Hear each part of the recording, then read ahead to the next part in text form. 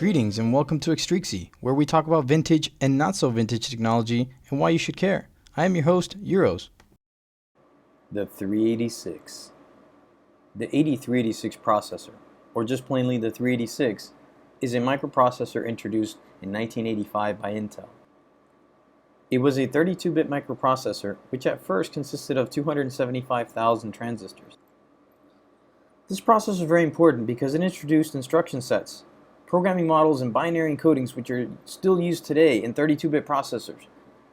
Similar to today's 64-bit CPUs, which can execute 32-bit code, the 386 could execute 16-bit code that processors like the 8088 and the 286 could.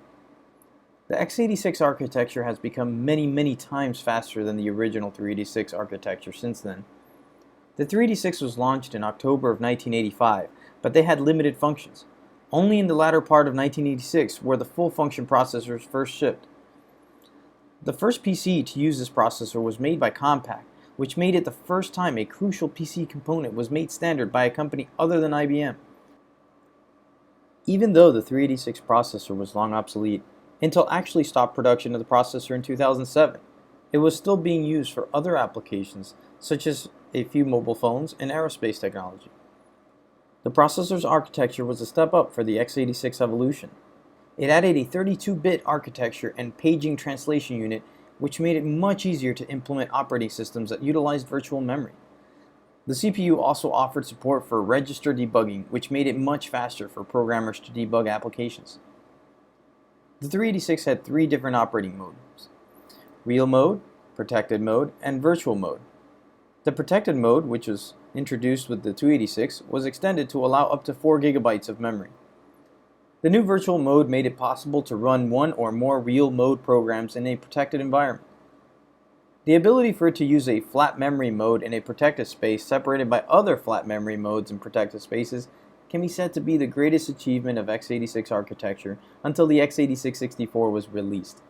In 1991, AMD introduced a CPU compatible to the 386 named the AM386 processor, which ended Intel's supremacy on the 386 market. AMD's AM386 were clones that became popular with enthusiasts because of its low cost and lower power consumption alternatives to the 486 at the time. Intel had issues when they first developed the 386, and therefore was introduced at 12 MHz instead of the 16 MHz it was originally planned. The 386 had several variants made. Most varied by voltage and speed, and differed in cost and application.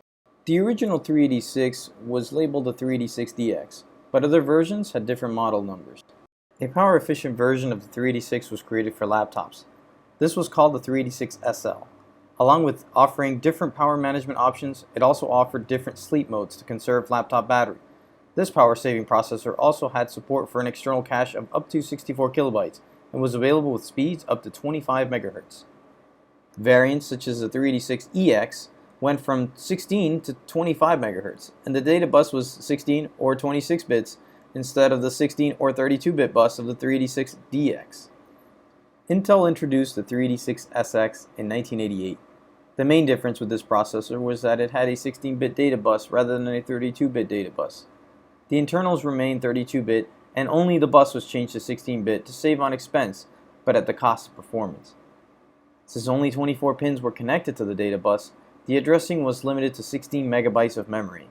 At the time, this wasn't an issue since most computers were using 4 to 8 megabytes. Cache memory was also reduced, which further hampered performance. So, why should you care? The 386 processor paved the way for all the new processors designed since then.